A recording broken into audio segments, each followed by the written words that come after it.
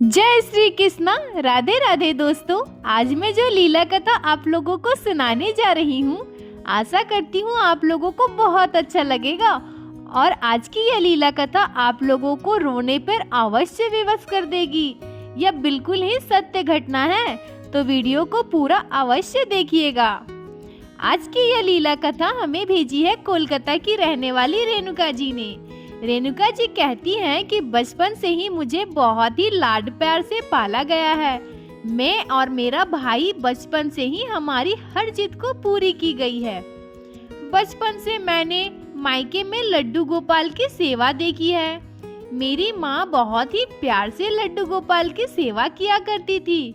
मुझे लड्डू गोपाल से बड़ा ही लगाव था। जैसे जैसे मैं बड़ी हुई, मैंने अपने मम्मी से कहा कि मम्मी, मुझे लड्डू गोपाल बहुत प्यारे लगते हैं, गोपाल की सेवा आप मुझे दे दीजिए। बहुत ही अच्छे से प्यार से मैं उनकी सेवा करूंगी। मम्मी ने कहा कि तुम बहुत छोटी हो अभी।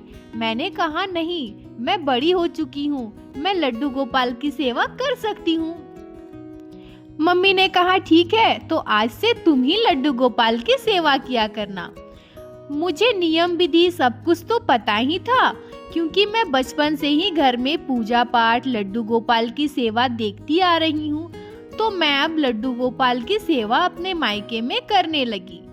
ऐसे ही समय बीतता रहा और कुछ वर्षों के बाद मेरी शादी कर दी गई। मेरे ससुराल में सभी मुझसे बहुत प्यार करते थे। मेरे ससुराल में मेरे हस्बैंड, मेरे सास ससुर और मैं ही थे। मेरे हस्बैंड जॉब करते थे, इसलिए हमेशा बाहर ही रहते थे, परंतु मेरे सास ससुर बहुत अच्छे थे, मुझसे बहुत प्यार करते थे। ऐसे ही ससुराल में मेरा दिन बीत रहा था। कुछ ही महीनों के बाद मुझे यह सब काफी बोरिंग सा लगने लगा था। मुझे लगने लगा था कि अरे यार, मैं ये कहाँ आ गई हूँ। यहाँ ना मेरे कोई दोस्त है, न परिवार में ज्यादा लोग हैं। मेरी पढ़ाई लिखाई भी छूट गई है। सब कुछ मुझे बहुत खाली खाली सा लगने लगा था। फिर मैंने सोचा क्यों ना मैं अपने लड्डू गोपाल को अपने घर लेके आऊं। मैं तो मायके में भी लड्डू गोपाल की सेवा किया करती थी। यहाँ तो मुझे कोई काम भी नहीं है, ना ही पढ़ाई लिखाई करनी है। मैं यहाँ लड्डू गोपाल को लेके आऊंगी तो मेरा खालीपन भी नहीं लगेगा। और लड्डू गोपाल तो मुझे प्राणों से भी प्रिय हैं। मुझे बहुत प्यारे हैं मेरे लड्डू गोपाल। मैं उनकी सेवा करूंगी तो मेरा मन भी लगा रहेगा। उसके कुछ दिनों के बाद मैं अपने मायके गई। मैंने अपने माँ से कहा कि माँ, मुझे लड्डू गोपाल दे दो ना। ससुराल में मेरा बिल्कुल भी मन नहीं लगता।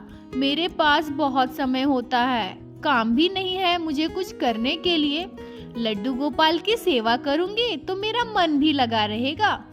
मेरी माँ ने मुझसे कहा ठीक है, तुम लड्डू गोपाल को ले जा सकती हो, पर तुम्हारे ससुराल वाले, तुम्हारे सास ससुर, तुमने उनसे पूछा है?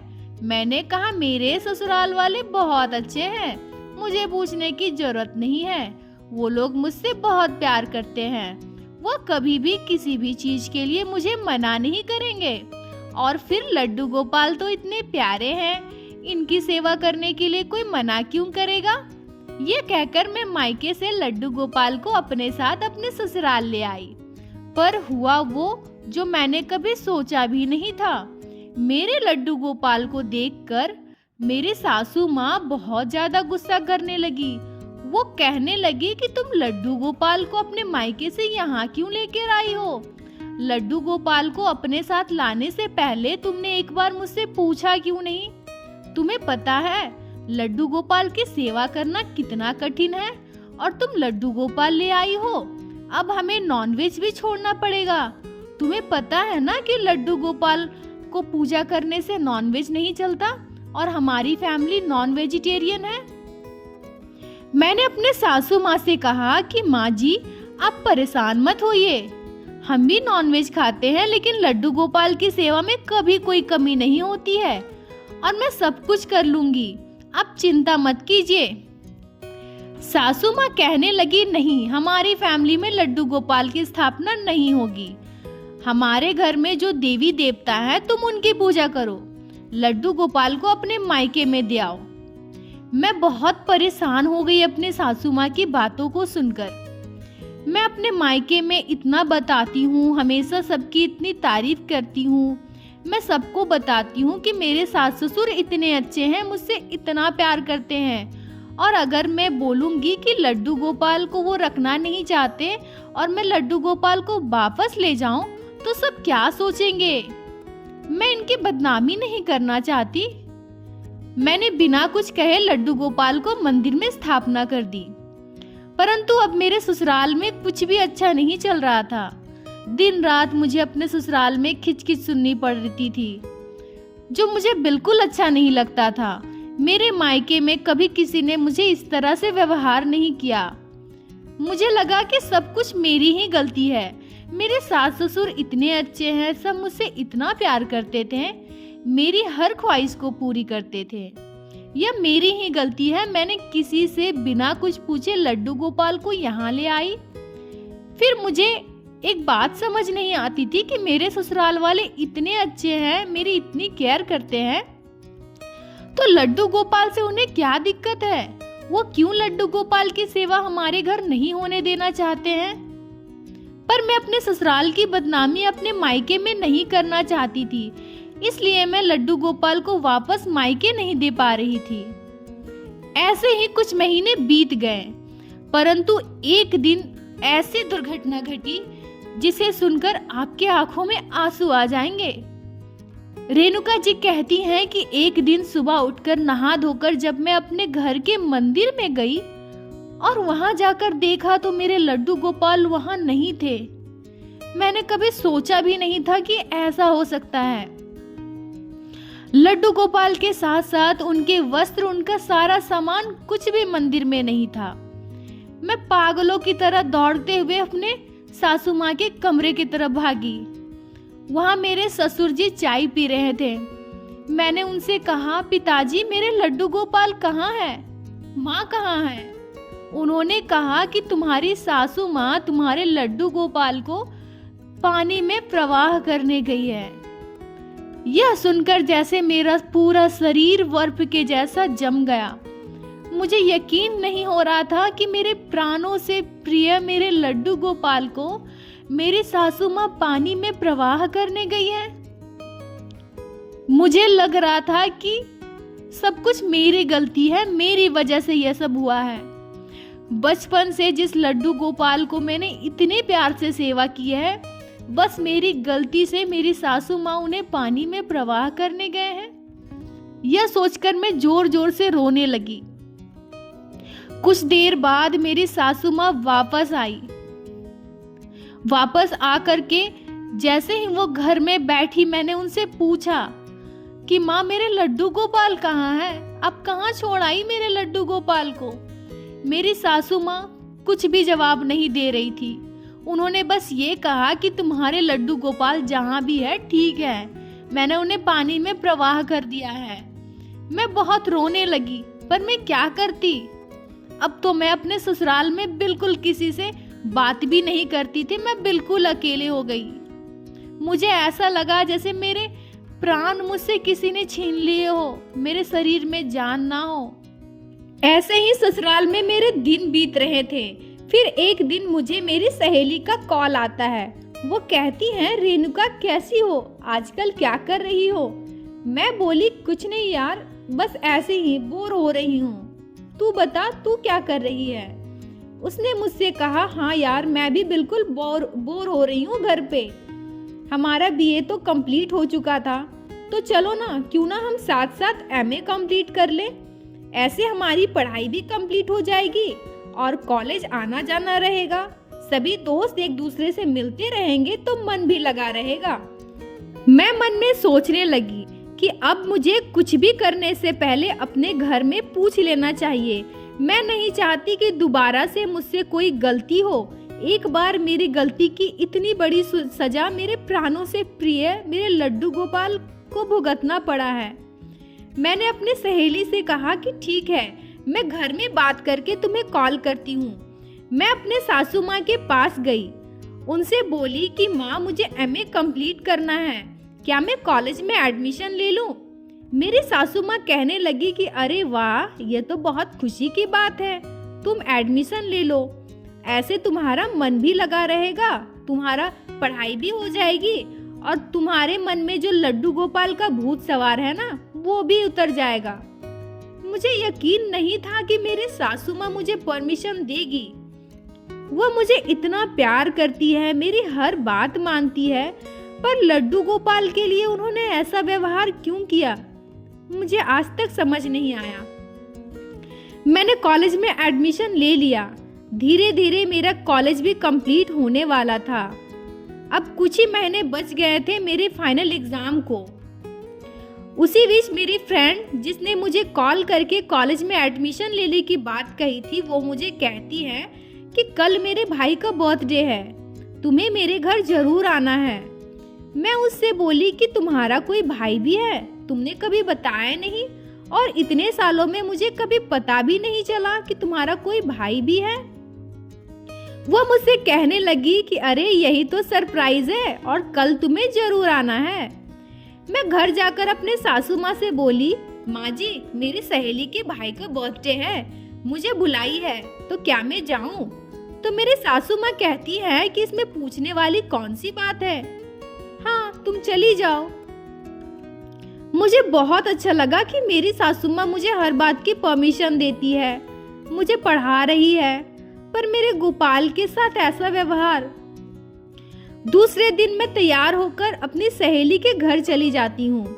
जैसे ही मैं उनके घर पर गई, मैं देखी कि घर को बहुत ही अच्छे से सजाया गया है। मन ही मन में सोचने लगी, अरे वाह, इतनी सुंदर सजावट, क्या बात है। मैं देखती हूँ कि अंदर कमरे में बहुत सारे लोग किसी को घेर कर खड़े हैं। मैं भीड़ को हटाते हुए अंदर गई और जो मैंने देखा उसे देखकर मेरे होश उड़ गए। मैं देखती हूँ कि एक बड़ा सा केक रखा हुआ है और वहीं पर बैठे हैं मेरे प्राणों से भी प्रिय मेरे लड्डू गोपाल। यह देखकर मुझे अपने आंखों पर यकीन नहीं हो रहा था। मेरे लड्डू गोपाल को इतना श्रृंगार किए हुए मैंने पहले कभी नहीं देखा है।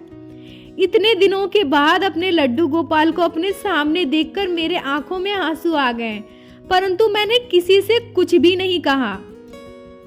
सब अच्छे से हो जाने के बाद मैंने अपने सहेली से कहा कि तुम्हारे घर में लड्डू गोपाल है, तुमने कभी बताया नहीं। मेरी सहेली कहती है कि यह बहुत ही चमत्कारी घटना है, हम लड्डू गोपाल को अपने घर नहीं लेके आए हैं, वह खुद हमारे घर आए हैं। अपने सहेली के मुख से ये बात सुनकर मैं और भी व्याकुल और चौंक गई। खुद आए हैं, वो कैसे? मेरी सहेली कहती है कि एक दिन हम नदी में स्नान करने गए थे पूरे परिवार के साथ। तभी मैंने देखा कि एक आंटी जी हाथ में लड्डू गोपाल को लिए और उनका सारा सामान लिए नदी के घाट पे पहुंची।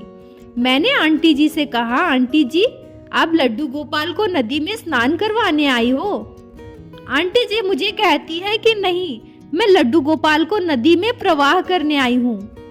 मैं ये सुनकर बहुत चौंक गई और मैंने आंटी जी से कहा कि आंटी जी, आप लड्डू गोपाल को नदी में प्रवाह क्यों कर रही हो?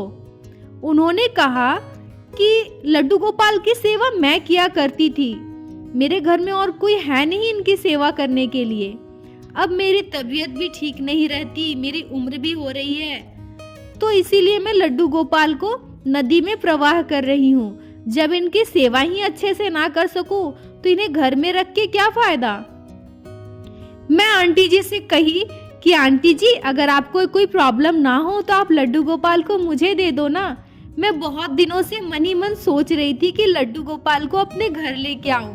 अगर आप मुझे लड्डू गोपाल को दे देंगी तो मैं लड्डू गोपाल की सेवा बहुत ही प्यार से करूंगी। मेरी बात सुनकर आंटी जी बहुत खुश हो गईं और मुझे लड्डू गोपाल उनके सारे सामान के साथ दे दिया। उस दिन से आज तक मैं लड्डू गोपाल को अपने छोटे भाई मानकर इनकी बहुत ही प्यार से सेवा करती हूँ। रेणुका जी कहती हैं कि अपने सहेली के मन में भक्ति, सच्चा प्रेम देखकर मैं उनसे नहीं कही कि ये मेरे लड्डू गोपाल हैं।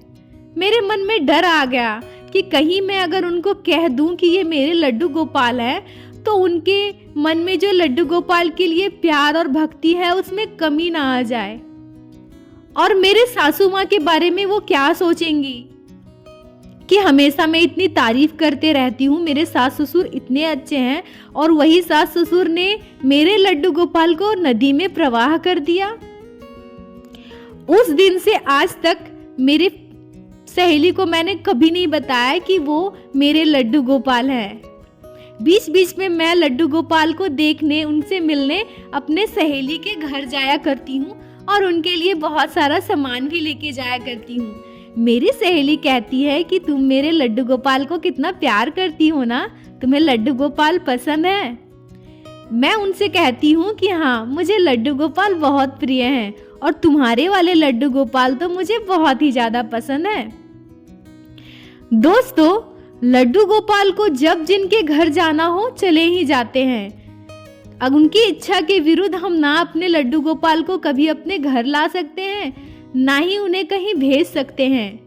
लड्डू गोपाल को रेणुका जी के सहेली के घर ही जाना था। बस रेणुका जी की सास उनका एक माध्यम बनी है, नहीं तो इस तरह के संयोग कहाँ होते हैं। बोलो बाके बिहारी लाल की जय, लड्डू गोपाल की जय, जय जय श्री राधे। अगर आप लोगों को आज की ये लीला कथा अच्छी लगी हो, आपके दिल को छुई हो, तो कृपया वीडियो को लाइक करके अपने दोस्तों के साथ शेयर अवश्य कीजिएगा और इस चैनल को सब्सक्राइब जरूर कीजिएगा, ताकि आने वाले समय में इसी तरह से श्री बाके बिहारी श्री लड्डू गोपाल की प्यारी प्यारी लीला कथाएं आप इस चैनल पे सुन सको। राधे राधे दोस्तों।